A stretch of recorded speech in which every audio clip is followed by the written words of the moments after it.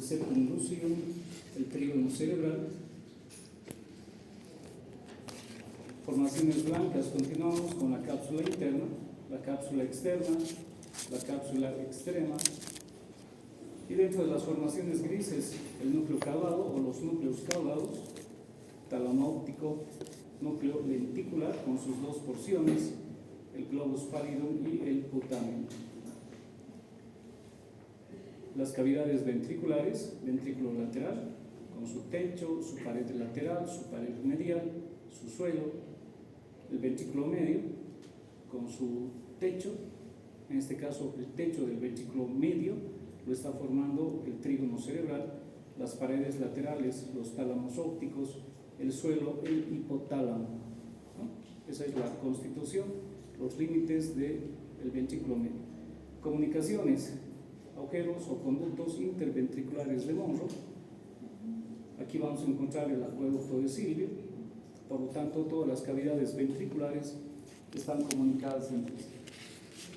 Estamos observando un hemisferio cerebral, pero esta vez vamos a hacer un corte horizontal, transversal, ¿no? Esto se llama corte de Fleching o bien corte de Diusens. Bueno, y esto es lo que observamos, ¿no? Y esto lo podemos hacer en diferentes niveles, así como el corte frontal, el que hemos visto hace un momento, está a nivel del mesencéfalo, por eso es que vemos parte del mesencéfalo, ¿no? Pero lo podemos hacer anterior o lo podemos hacer posterior. Lo mismo, este corte lo podemos hacer superior, lo podemos hacer un poquito más a la mitad, cerca a la cisura de Silvio, a la terminación de la cisura de Rolando o el origen de la cisura de Rolando, como quieran entenderlo, y podemos hacerlo también un poco más inferior todavía, casi a nivel del tronco encefálico. Entonces los cortes horizontales los podemos hacer en diferentes niveles. A ver, vayamos reconociendo un poquito. Estamos observando los ventrículos laterales, pero como ven en esta imagen ustedes, no estamos viendo ya como veíamos anteriormente, ¿no? La forma que tiene el ventrículo lateral, etc. Aquí vemos parte del ventrículo lateral y aquí también vemos parte del ventrículo lateral. Estamos viendo entonces el cuerno frontal y el cuerno occipital.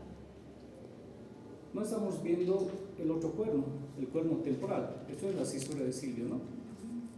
Entonces no estamos viendo el cuerno temporal, ¿sí? ¿Qué más estamos observando?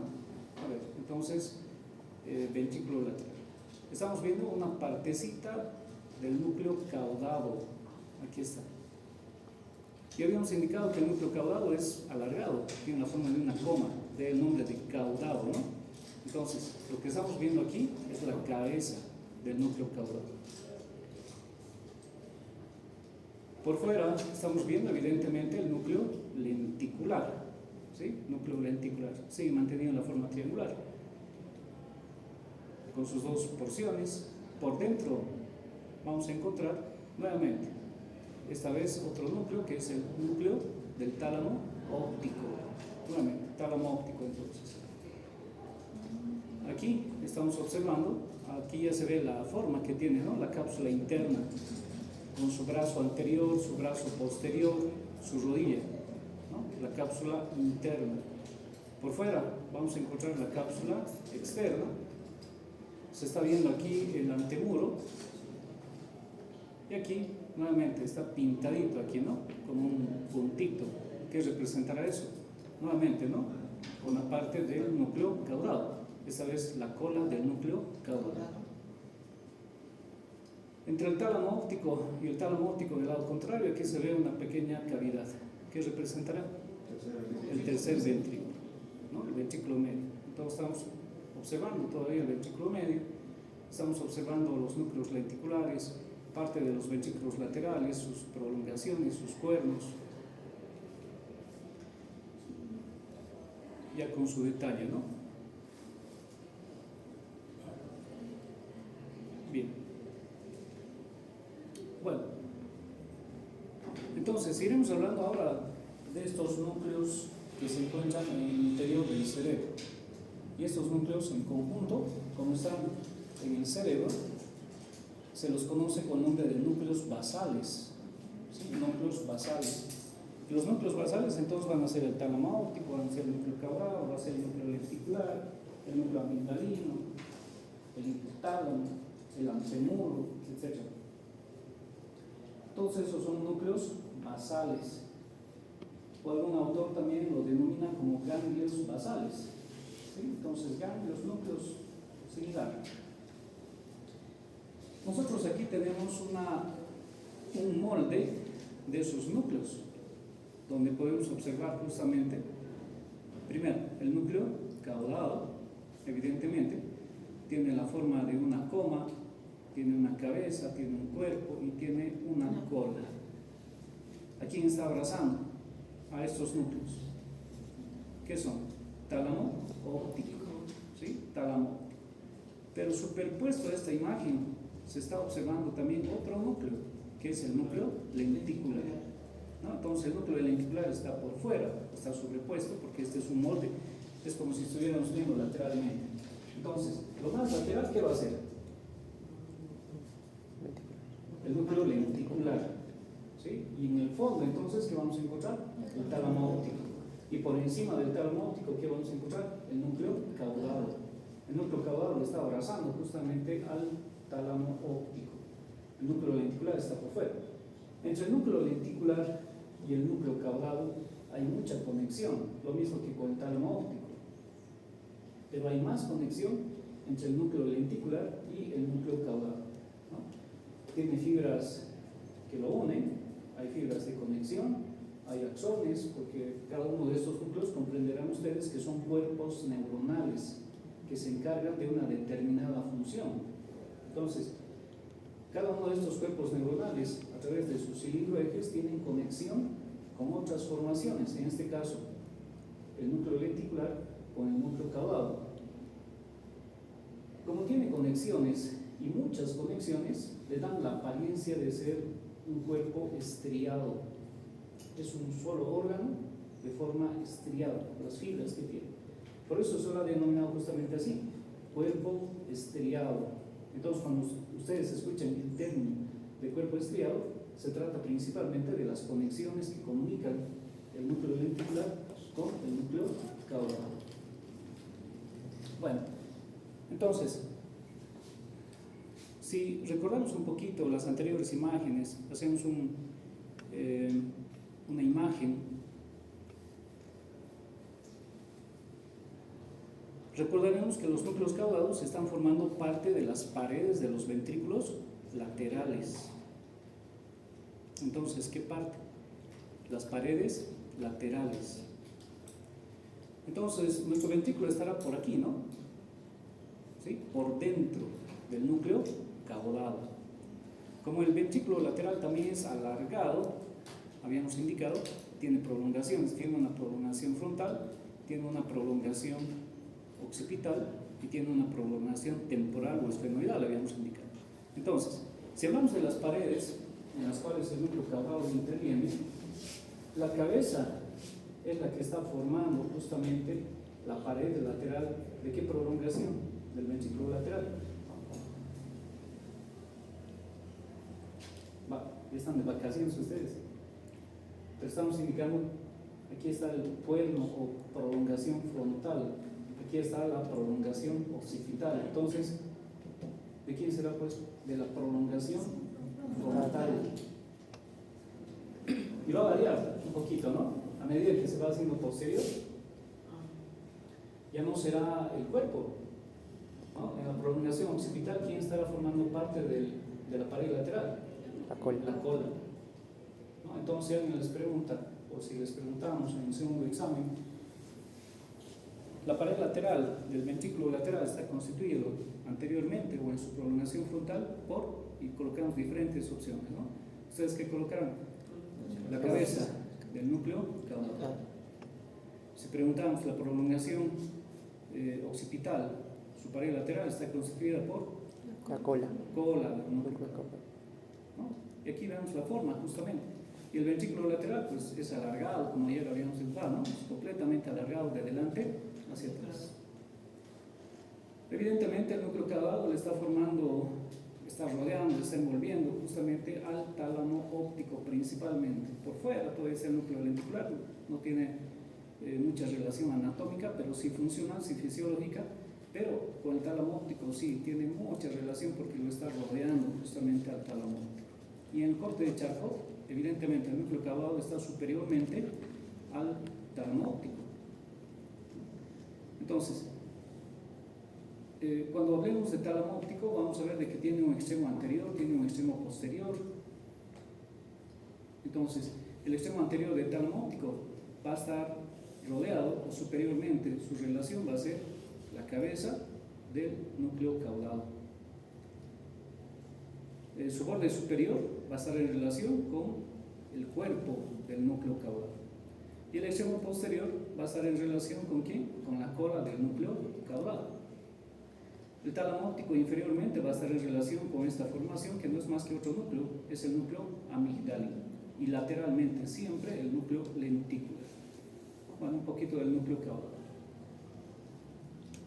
Aunque no es nuestra función, esto tendrían que verlo completamente en fisiología, pero no podemos dejar de lado, ¿no?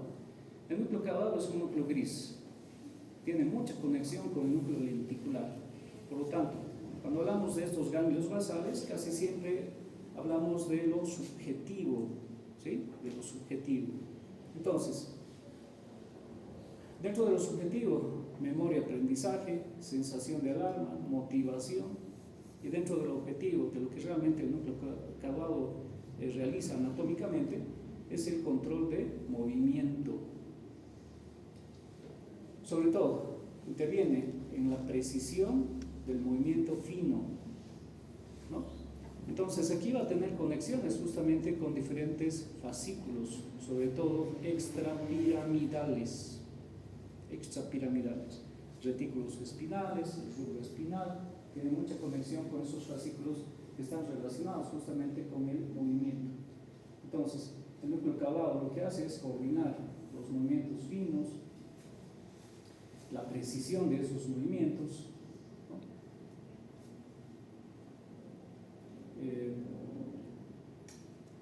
Y hay un neurotransmisor que es el GABA, ¿sí? El GABA, gamma-aminobutírico, es el neurotransmisor, ¿sí? Tiene mucha relación entonces con el GABA. Tiene relación también, si hablamos aquí de Parkinson, entonces, ¿qué neurotransmisor? Dopamina. La dopamina. La dopamina tiene mucha relación porque está de alguna manera elaborada, ¿por quién? Por el locus niger, ¿no? El locus niger. Bien, núcleo caudado. Bueno, aquí nosotros entonces, en esta imagen que ya la conocemos, corte sagital, estamos observando justamente el ventrículo lateral, en este caso el ventrículo lateral derecho, y en el fondo entonces, en la pared lateral, vamos a encontrar una parte del núcleo caudado. ¿Qué parte del núcleo caudado? La cabeza justamente, ¿no? Formando parte de la pared lateral. Aquí será el cuerpo y en esta parte ya será la cola, ¿sí? Entonces, ventrículo lateral. Esta es su prolongación frontal, esta será su prolongación occipital y ya estamos viendo la prolongación temporal o esfenoidal. Bien, vamos con el núcleo lenticular. El núcleo lenticular, otra formación gris. Ya sabemos dónde se encuentra, en los diferentes cortes. Sabemos que tiene forma triangular, tiene una lámina que separa justamente al núcleo lenticular en dos formaciones, una mucho más pálida y la otra un poco más oscura. Esto se debe a que tiene mayor presencia de vasos sanguíneos. Entonces a esta partecita se la denomina el putamen y a esta otra el globus pálido. Como es un núcleo, tiene mucha relación principalmente con quien habíamos indicado, con esto, ¿no? Con el núcleo caudado. Estas fibras, los autores le han dado el nombre de fibras lento caudadas, ¿sí? Lento caudadas. Pero también el núcleo lenticular se comunica con el tálamo óptico. Tálamo lenticulares. Entonces hay conexiones, pero ¿con quién tiene más conexión? ¿Con quién tiene más relación? Con el núcleo caudado. De ahí que ambos van a formar lo que se conoce con el nombre de cuerpo estriado. Cuerpo estriado.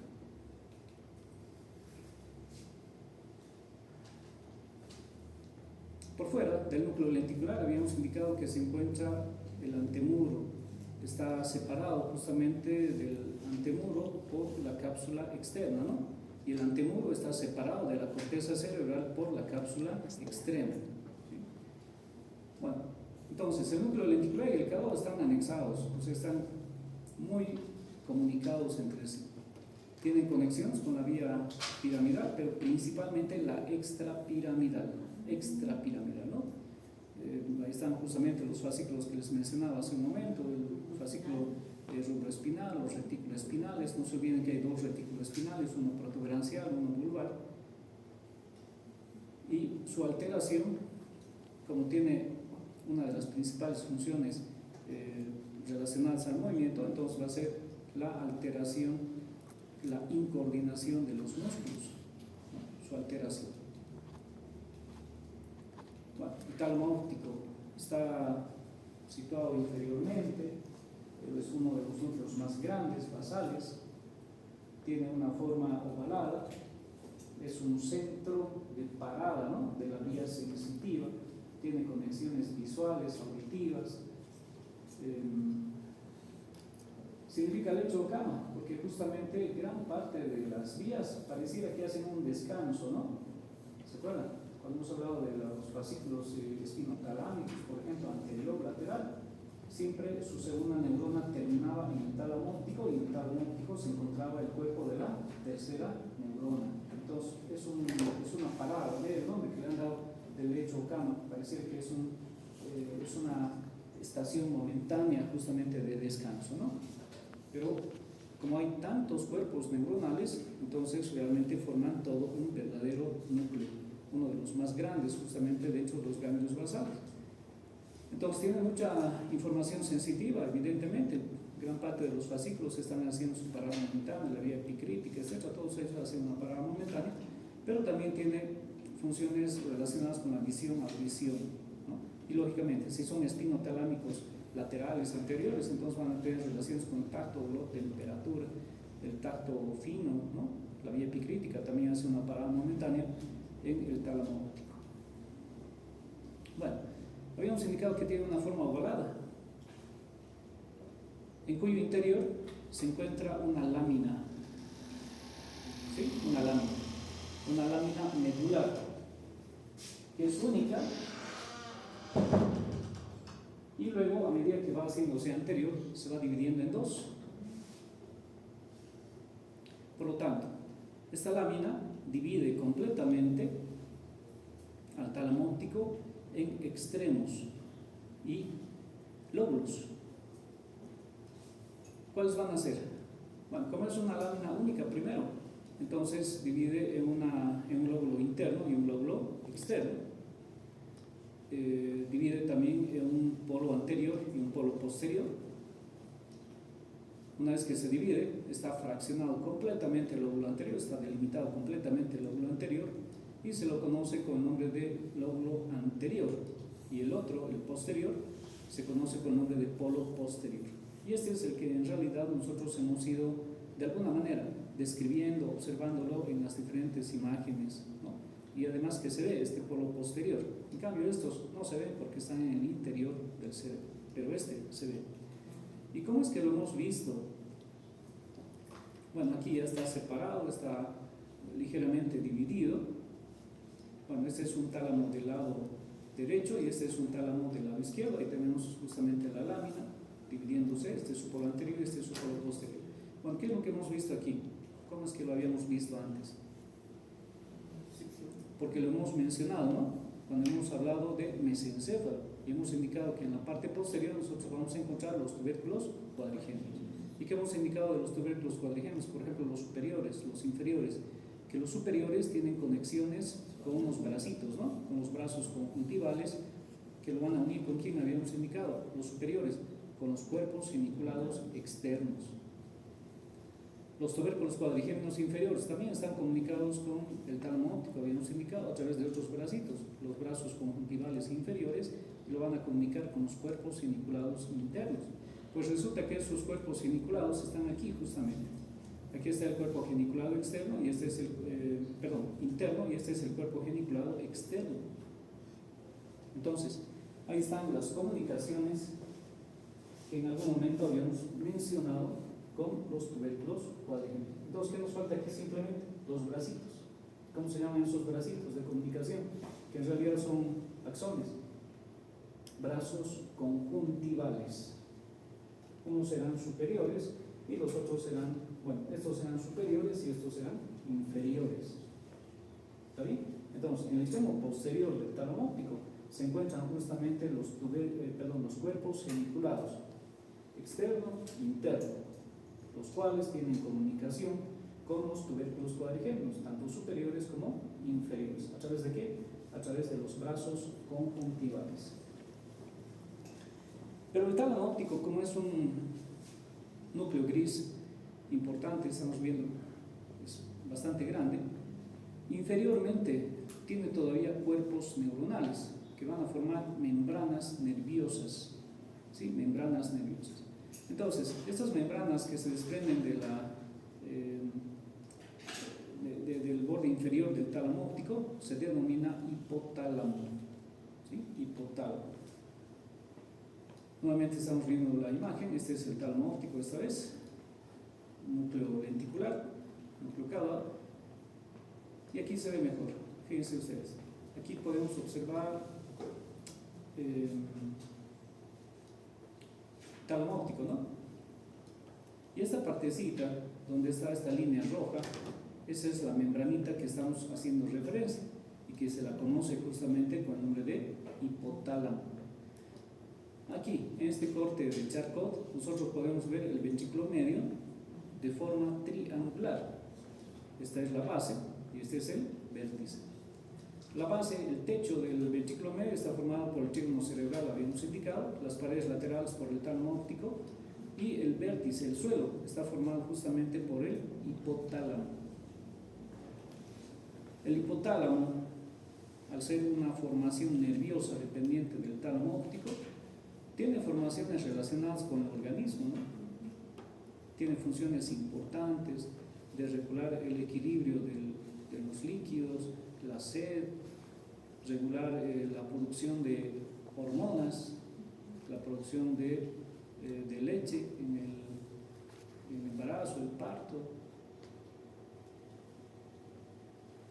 Entonces, está por debajo del tálamo óptico. ¿Está formando parte de quién? Del diencéfalo. Entonces, el hipotálamo controla las funciones del sistema nervioso autónomo, del sistema endocrino. Entonces, tiene dos partes en realidad del hipotálamo. Cuando ustedes estén en endocrinología y en fisiología, van a estudiar justamente estas dos partes del hipotálamo. Aquí nosotros estamos observando ya una pequeña preparación donde se ve la parte más inferior del tálamo óptico. Esto es el hipotálamo, glándula hipófisis. Entonces tiene mucha relación con la glándula hipófisis. Vamos a ver un acercamiento. Fíjense ustedes, estamos viendo justamente el hipotálamo. Este es el hipotálamo, este es el tallito y esta es la glándula hipófisis. Como tiene mucha relación con la glándula hipófisis, a la glándula hipófisis se lo va a dividir en dos partes, ¿no? Una anterior o adenohipófisis y otra posterior o neurohipófisis. Esta es la parte endocrina y esta es la parte nerviosa. Esta es la que está relacionada justamente con el sistema nervioso autónomo. Como esta es la parte posterior y este simplemente es una continuación, el tallo es una continuación del hipotálamo, entonces vamos a encontrar aquí grupos neuronales y aquí también vamos a encontrar grupos neuronales. Importantes, ¿no? Por eso cuando hay tumores de la glándula hipófisis, etc., tiene mucha relación justamente con ¿quién? Con el hipotálamo, o viceversa. Si hay algún tumor a nivel del hipotálamo, pues tiene, de alguna manera, también va a perjudicar a la glándula hipófisis, porque pareciera que fuera simplemente una continuación. Bueno, algunas funciones del hipotálamo. Si está relacionada con el sistema nervioso autónomo, lógicamente, ¿no? Contracción del músculo liso, músculo cardíaco, tiene relación con las hormonas, regula la secreción de las hormonas de la hipófisis, centro del apetito, hambre y sed se encuentran justamente a nivel del hipotálamo, controla la temperatura corporal importante esto, ¿no? Porque cuando les pregunto a los alumnos en la parte práctica, porque ya vamos a entrar muy pronto después de músculos, hay una partecita que es la aplicación. Y dentro de eso se habla justamente de la temperatura corporal, ¿no? Y se les pregunta, ¿quién regula la temperatura corporal? Y nadie sabe, ¿no? Justamente el hipotálamo. Y el hipotálamo está madurando en los niños, está ya degenerado en los ancianos, ¿no? En la gente de la tercera edad. Por eso es que ellos no pueden regular adecuadamente la temperatura. ¿Y qué tenemos que hacer cuando al niño se le sube bruscamente la temperatura? Tenemos que bajar, ¿no? Con medios físicos.